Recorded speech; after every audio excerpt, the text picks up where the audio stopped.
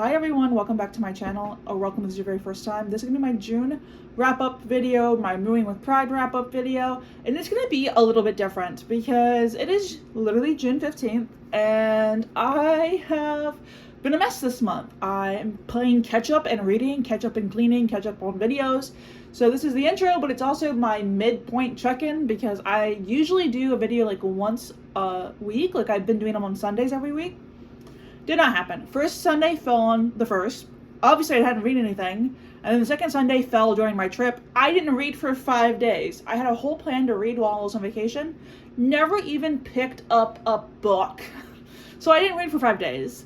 And now this is the following Sunday that I actually have books to tell you about. So this little wrap up is going to be a bit different. All of my stats will be at the very end because that's when I can give them to you once I finish all my books. But I'm still fighting to complete my entire Mooing with Pride readathon. I'm so determined to get to it. But I do have to announce that I've already DNF'd 2 books this month because I'm just tired of bullshit. Like, I'm just trying to get into good books. And if it's not hitting or has something that I don't like, it's gone. I'm also in the middle of 4 different books because I'm a mess. I'm not a mood reader, but I've been reading books and then getting bored. And when I get bored, I just start another book and read until I get bored in that book. And then I start another book and read until I get bored in that book. And it's been a cycle. I've never done this before. I've never not just read a book all the way through. But Lord, I don't know what's happening to me today. This month, I'm like not myself this month. Someone send help. But I have read a total of 8 books, but 2 of those were DNFs. So I guess we should start in the very beginning. I don't have these books super fresh in my mind because I've read a lot of these literally 14 days ago. But the first book that I started with was A Darker Mischief, which is a thriller, and I literally loved. I read 2 thrillers back to back. I gave both of them 5 stars. They both really wowed me. This is like a dark academia book about a boarding school thriller and it's queer. Okay, there is this secret society, and it's a secret society about knowledge. And to get into the secret society, you have to pretty much find hidden knowledge around the school. So you have to break into places. You have to go in the catacombs. You just literally you have to be like a risk taker, and you have to get information, and you can't just get it easily. You have to show your whole process, and it's like it is a romance, but it's like romance is not the whole point, and it's mostly about the secret society. But it's like a poor queer kid who is desperate to fit in, and he hasn't felt like he fitted in the entire time that he's been at the school.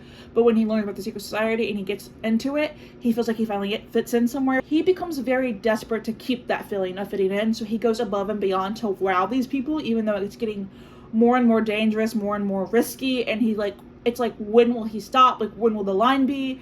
And he also meets someone who's just as reckless and chaotic as him, and they fall in love. And I really love this book, and something that I love that other people didn't is that I just feel like a lot of people complain about the pacing, but I feel like the pacing fits the characters so very well. The main characters are like manic and reckless and unhinged, and that's what the pacing is. The pacing's like slow and fast and slower and faster again, and I feel like that fits what the characters are feeling in that moment. So I know a lot of people's like, oh, the pacing's all over the place, but I feel like it actually makes the book better. Like, if the book was just one pacing, it would not have gotten a 5-star from me. But when the book speeds up, it's because the characters are in those moments of recklessness, and when the book is slower, that's when the characters are taking a break, resting up. I feel like you're getting the speed of what the characters are feeling in those moments. And the last chapter literally gutted me. And I will say, this is a book about high school characters, so they're 16, 17. So there is a bunch of cringy moments and a bunch of cringy pop culture references. But I don't mind them because to me, that fits with being boys. I don't want to say boys will be boys because that excuse gets made for uncomfortable reasons. But I mean boys are cringy and weird at that age. They don't always say the best things. So I didn't mind the pop culture references. I didn't mind the cringy, cheesy nicknames because I just felt so on theme for a 16-year-old. But I had a lot of fun learning about the architecture and the secret society secrets, and I really loved it. And the second book that I read, which was also a thriller, was called Now Conjurers. This is about Nesbit and his boyfriend, and unfortunately his boyfriend is devoured by something. And that's what kicks off this entire story, is like trying to figure out what the hell happened to his boyfriend and what like ate him, or like, and it unravels this whole like thriller aspect of like these rules have to be followed, and there's like a magic, but magic is not the right word for it. Like it's like witchcraft, but not witchcraft. Like you have to kind of just read it to understand. But they find out that Nesbitt's boyfriend's not the first person to have this happen to them. And it takes place a lot in a graveyard, and I really liked this book.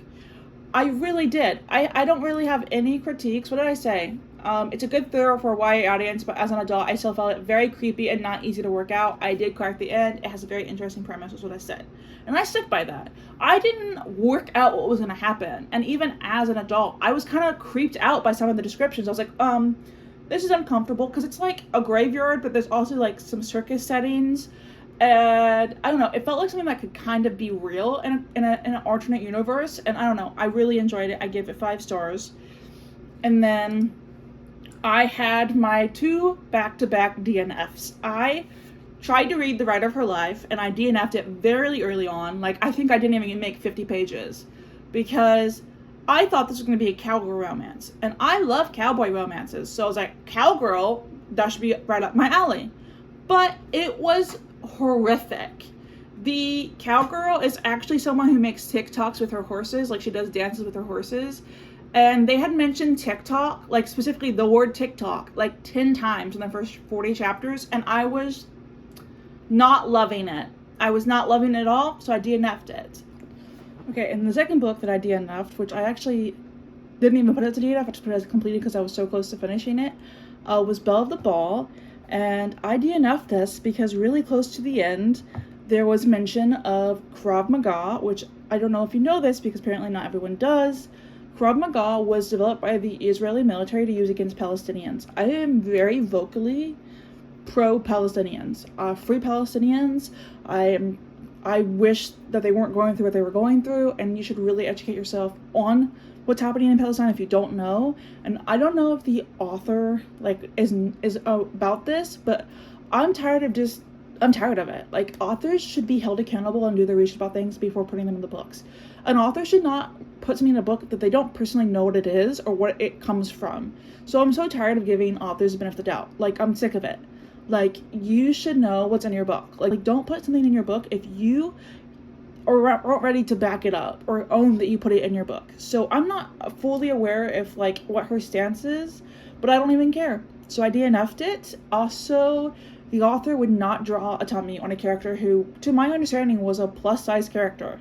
Like, the drawings were just not it. So yeah, that's a DNF for me. And then the next book that I read was Ringing It With You, which I ended up loving. I gave it a 4.25. This is like a gay rom-com about like this fake couple who has to compete together in a reality show contest right after meeting in the airport, because like this person was supposed to go, but their boyfriend broke up with them and they were already planning on going. So they literally just found someone. They were like, hey, will you go with me to this contest? And they ended up falling in love. But the little like getcha phrase on Storygraph is catching flights and feelings has never been more complicated, because one of them is a pilot. Literally loved and ate it up. It was literally so good, and it was funny. The only thing that really bothers me is that in the very beginning something is mentioned and it's given a very specific timeline. Like it's like, oh, it's gonna be for blah blah blah blah time frame, and then later on it doesn't ever get mentioned correctly again. And like I even broke it down in my review of like moments where it didn't make sense, and that's the only thing that bothers me. Is like, I wish there was some communication in the books of why the timeline changed, and there never was. And it's that's why I didn't give it 5 stars. That's why I didn't give it 5 stars, is because it's just, I don't know, it was something that bothered me that I catched, and maybe the author isn't even aware that it's ending like that. But it's like a reality TV show, fake dating to real dating pipeline. So good. I love a good reality TV show romance. They always get me. but I highly recommend. And then the book that I just finished, and I don't know how to rate yet. I didn't know anything about it. I didn't even look up it on Storygraph. I saw the cover and was going off of the cover. And this is one of the situations where I wrongly judged it by the cover because I thought it was gonna be like a cute summer romance with an ice cream shop plot. It's actually a book about racism and sexism and homophobia, and it had some really tough moments because it also mentions sexual assault and someone's dad gets out of jail and like isn't leaving them alone, and there's violence. And I think this book is very important, which is why I feel like I should give it 5. But I also, like, on a personal level, like, wouldn't give it 5 because it's not like I didn't absolutely love it, but like for the important narratives that it give and important talks that it was giving, I feel like I should give it 5 just out of that. So I don't know how I'm gonna rate it. I'm gonna think some more on it because, like, if I take it the personal enjoyment, I didn't really like. I wouldn't give it below 4 because it wasn't my favorite book, and I didn't really enjoy it. I actually was quite angry and sad. But that's the point of the book, is that you're supposed to be angry and sad and frustrated. So like on that level, it's like, oh, it's a 5-star. But like, I don't know, it's a difficult book to rate because it's the same thing as the Poppy War. The Poppy War I gave 5 stars because that's a very important book on colonism and war. And even though I didn't have a fun time reading it because it was fucking tragic, I was sobbing through most of it. I felt like for the narrative, it was a 5-star. So I think I might have to do something similar where I just give it a 5-star, even though it has its flaws, even though it has like, it wasn't like the best book I've ever read. I do think it has important talks about it that I think people should read, but I also don't think I'll ever recommend it because it is really hard to read. There is, God, there's a lot of trigger warnings. If you're interested in reading, I would definitely get the trigger warnings because even though it's important, I would say take your time with it. Even in the author's note, the author even says like, hey, take your time. Like, if you can't finish this, it's okay. If you have to soft DNF it and come back to it sometime, it'll be waiting for you. Like, be kind to yourself because even though it's like the author wrote it because for herself, because she said that she never read any books that like had her identities in it. And it does have asexuality representation in it, which is super important to me as someone who is asexual. So it's a book that I'm having a hard time really nailing down my review on. And then I'm currently in the middle of I'm currently in the middle of 4 different books. I'm currently reading Prince of Sorrows, Immortal, Nobody in Particular, and Let Them Stare, and I'm hoping to read all 4 of those this coming week. But this is like my mid-read check-in. So technically I've read 8 books, but technically it's 6 because I did enough to. But yeah, it's going kind of well. I had 2 5-stars right out the gate, and then 2 DNFs back to back. And now I'm kind of just trying to not fall off the roller coaster of life. So this is what I can do for this video so far. I will be back at the end of the month to give you the rest of the 2 weeks of reading.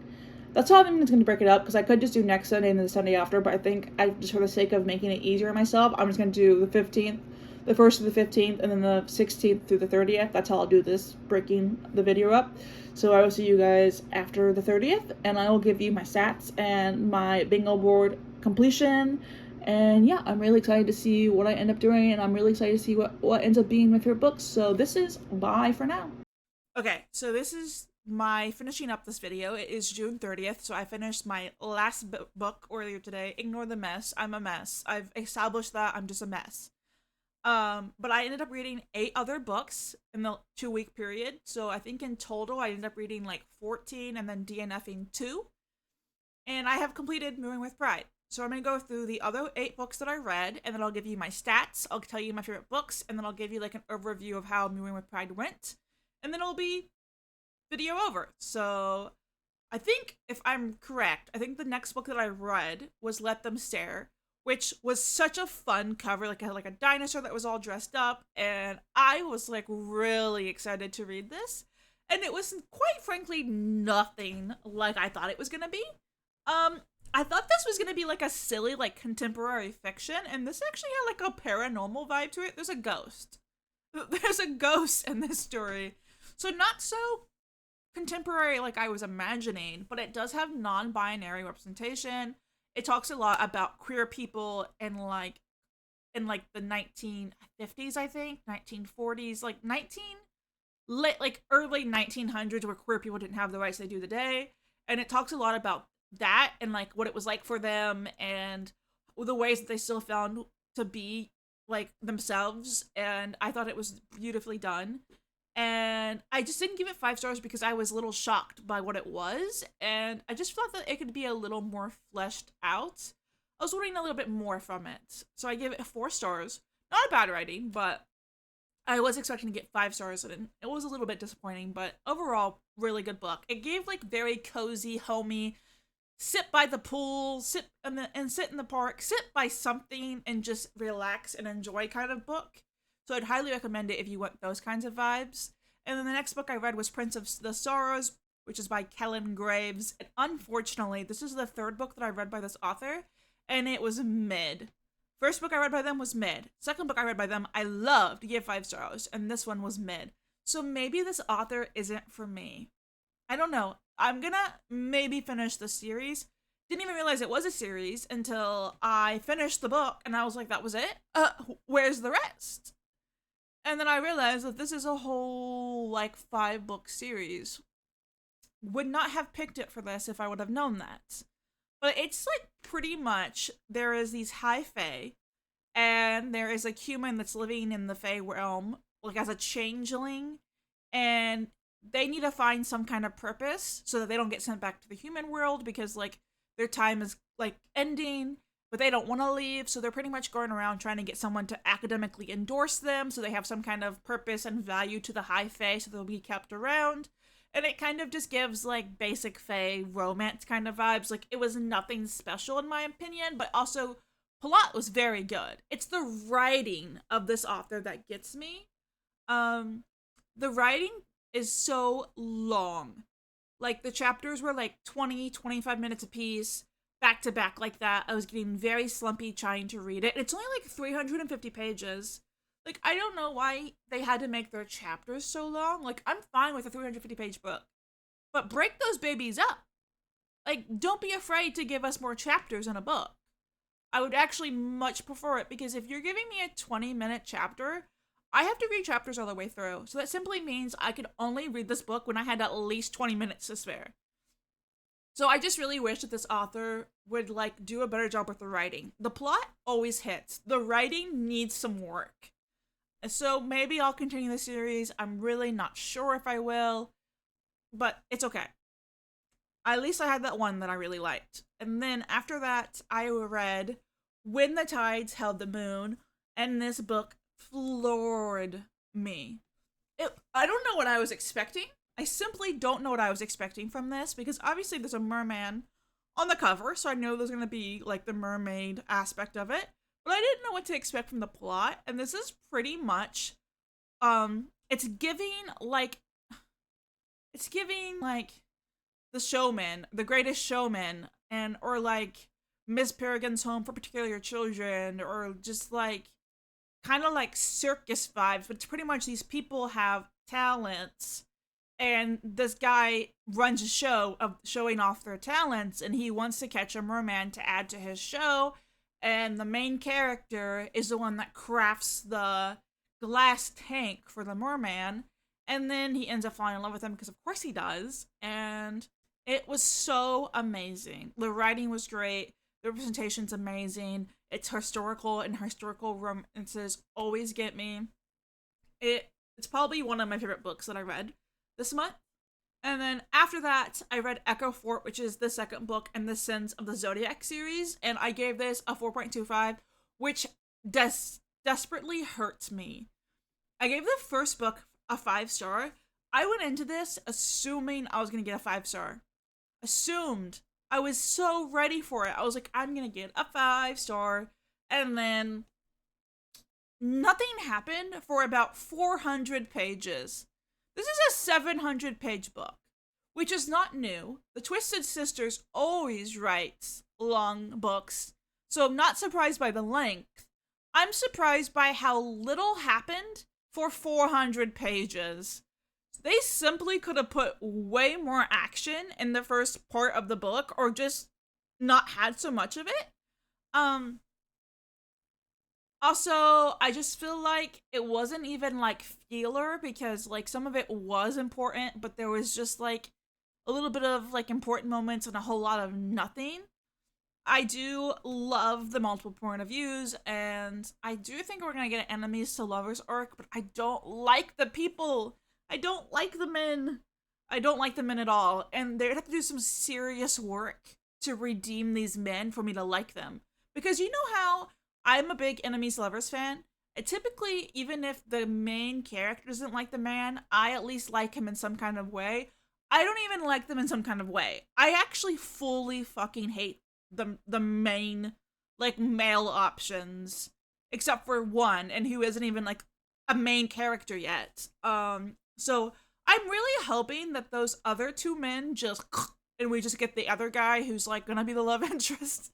It's not a love triangle. It's just like there's there's like there's like two female main characters and then two male main characters, and then there's like a bunch of other side characters. Like I think we get like 8 POVs in these books, which is not a surprise at all if you've ever read anything by this author, these authors.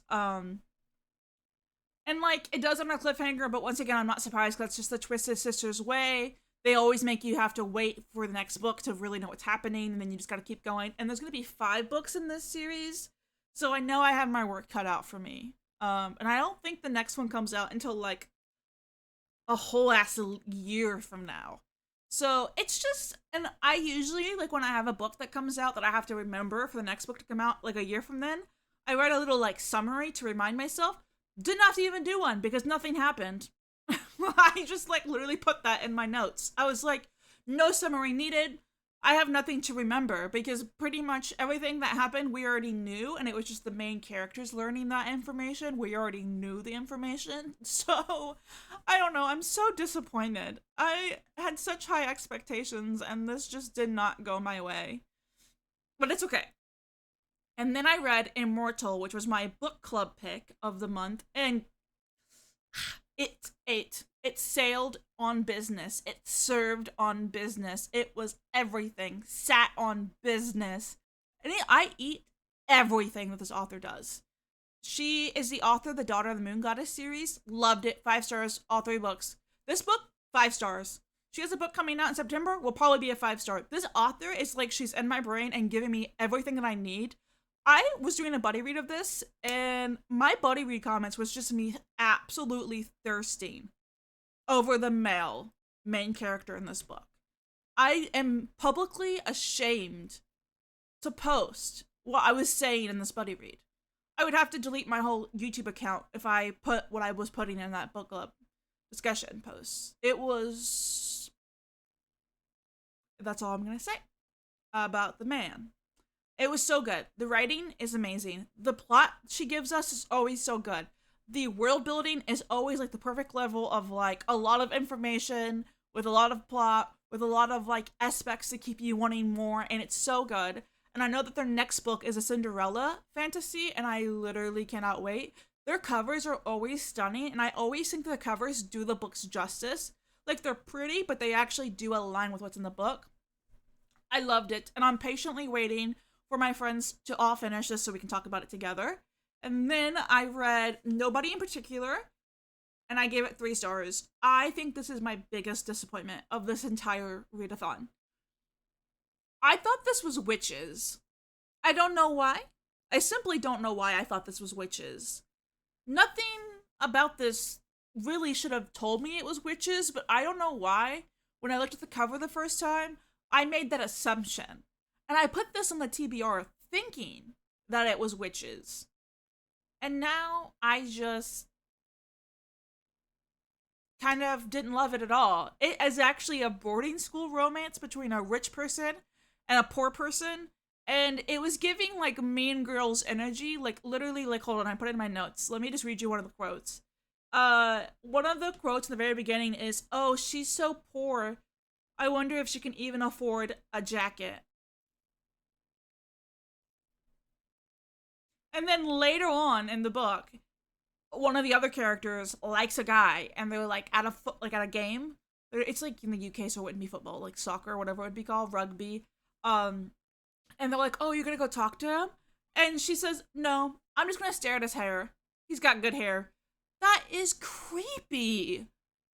Like nothing about this was giving me good romance. But like I'm gonna be a little mean before I get nice. if you're gonna give me like a royalty romance, I don't want you to be making a bunch of comments about how poor the other character is, because that just kind of disgusts me.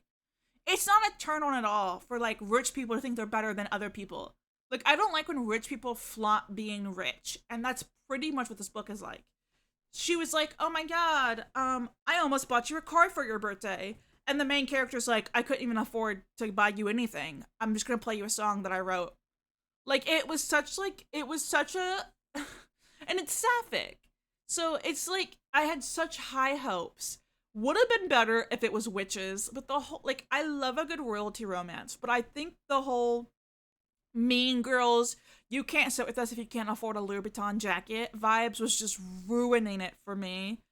It was very childish, very immature. I don't really love. There's gonna be spoilers, so let me just give it a spoiler warning right here. One of the characters that is mentioned in the book dies from an overdose, and the blame is put on one of the very main characters. Like, is told that like she killed him, like she's a murderer, she should be so ashamed. I thought this girl like stabbed him or something. When it's finally revealed that he died from a drug overdose, I was like, I didn't like that at all. I was like, drugs are like a mental illness, like addiction is a mental illness. And yes, that person was in the room and was trying to save them, but they can't be blamed for someone else's addiction. Like, you can't blame someone else's problems on someone else that was just so happened to be there, and I did not like that at all. But I did like how the grief is talked about. So the character, their grief, they like hide it all in, and they don't really talk about it, they don't really cry, they don't really act like they're sad. And that's a form of grief that we don't always see in media. Like, usually when you have grief in media, it's like they're sobbing, they're so like visibly sad. And this main character gets a lot of hate, like, "Oh my god, your best friend died and you're not even crying."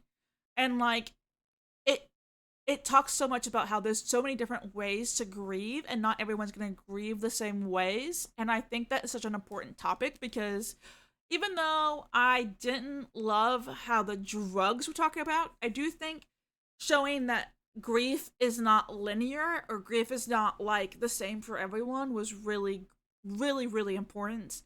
I will say, if you want a royal romance, I would just stick with Red, White, Royal Blue, because it's at least fun. And like, the writing's not that great, but at least it's not cringy. At least they're both rich. Like, I mean, when I say this girl was poor, I mean like she was literally like from like the lowest class that you could possibly get in the UK, marrying like a princess. Like, not marrying, but like she was like dating a princess. And it was so just like, I don't know, it was weird and gross. And I've been talking about this for far too long. I'm sorry. Let's just go on to the next book, because I could say more. I could. And then I read A Curse Carved in Bone, which is the second book in the Saga of the Unfated. I ate it up. I ate it up. No crumbs. It was so good. It's actually better than the first book. I haven't said that in a long time. It's better than the first book. It's better. It's fast-paced. It keeps you entertained. The romance was so emotional. The smut was like kind of closed door, but it's like enough there that you like get little crumbs of it. And like, I do like how the ending was, and this is the final book in the series, so I'm all wrapped up and done with it. So, so, so good. Okay, and then the last book I read, which I didn't even want to read, but I read it because it was on my list, and it's on my TBR, like my physical TBR, but it was Black Wings Beating by Alex London.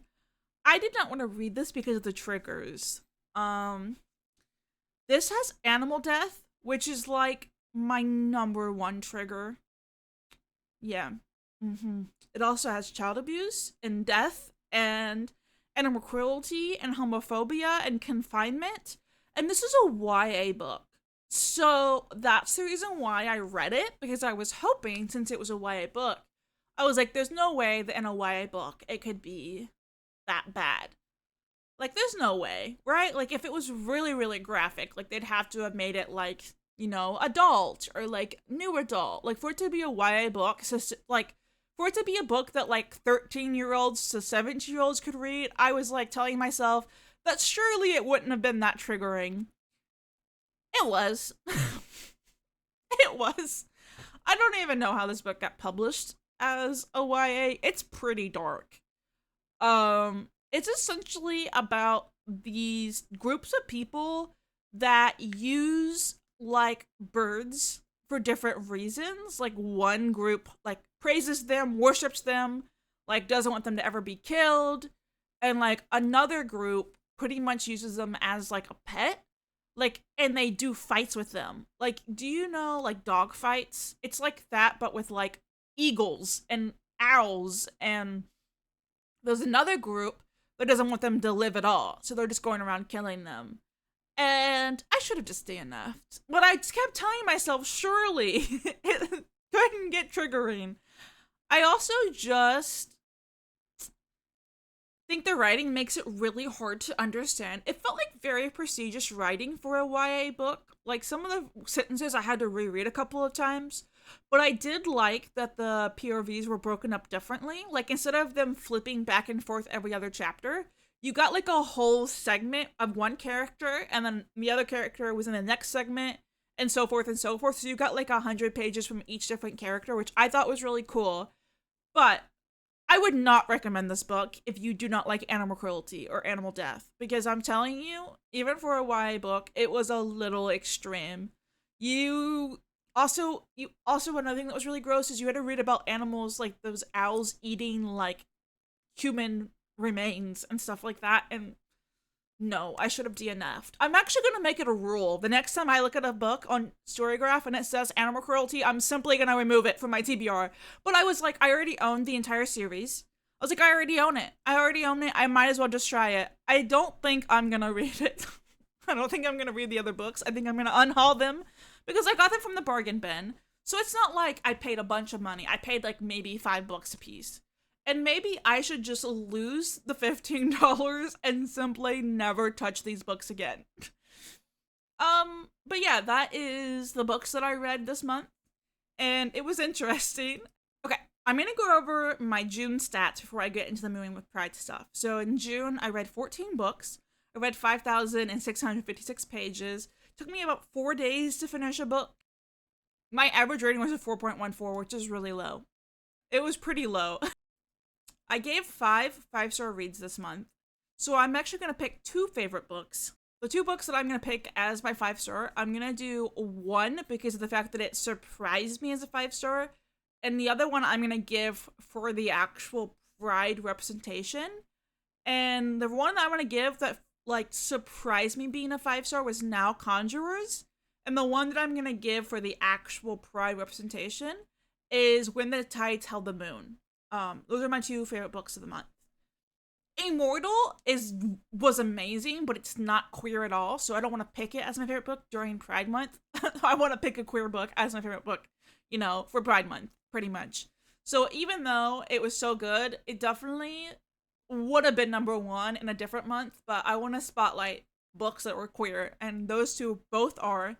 Now Conjurers, I just was telling you, surprised the heck out of me on how good it was. And then when the Tides Held the Moon, it's like it's like MLM, but the merman goes through about like sexual identity with like the merfolk and what identity and means to them. I thought that was really beautiful, and I think it could be applied to like non-binary people, and I just thought that was really great. And yeah, so those are kind of my stats overall. So Mooing with Pride is now complete. I have completed all 27 prompts. It was one hell of a fight to get through all 27 prompts, but I did it. I'm proud. And I'm going to go over what books I picked for each prompt. That way we get a little bit of a refresher.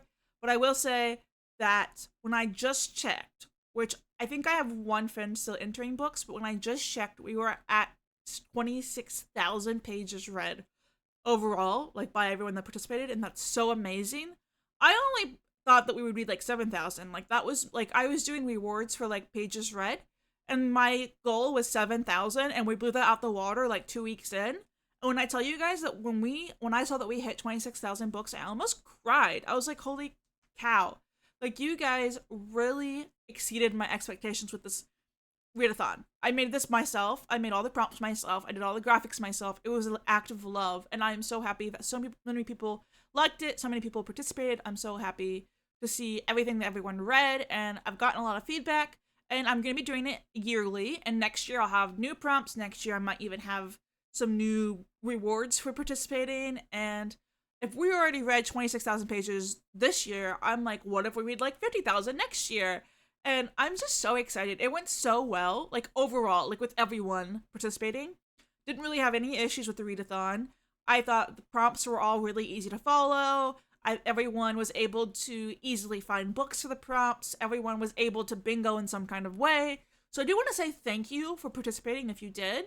Whether that be an entire bingo board, whether it be one line, whatever that's just you were tried to bingo, because I wasn't sure if anyone was going to participate. I thought maybe it would be just me. But I think I got like 15 people to participate. And I am going to like make people little graphics being like, thank you for participating. You read this much stuff. And send it to them. I don't want to like out them on the internet and make it a competition, but I do want to thank people like privately as well. But I just wanted to make a little broad thank you for giving it a try. And if you have any other feedback or you want to share what you liked about it, what your favorite book about it was from, please do. I've loved it. Like we did reading sprints together, and we did unlock cow pride emotes in my Twitch channel. We unlocked the rainbow cow Mooing, who stands above my task list on Twitch. We did chat picks on my reads, which was really fun. We almost got to a Pride buddy read. We didn't quite hit it, but I might still do it since we were so close. We had to get to 28,000.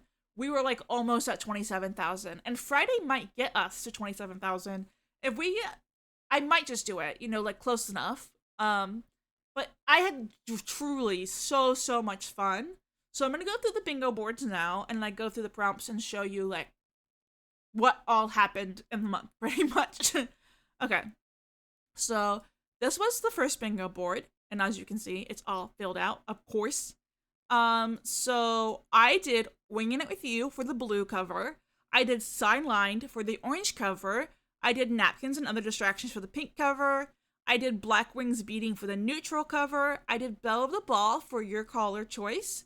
And then I did Where Shadows Bloom for the yellow. I did Strange Bedfellows for green. Brighter Than Scale, Sweeter Than Flame for red. Carry On for purple. And then I did Dark Air for highest rated on TBR. I did The Summer Bitter and Sweet for Set in the Summer. I did A Bone in His Teeth for Last Page Ends in Interior 8.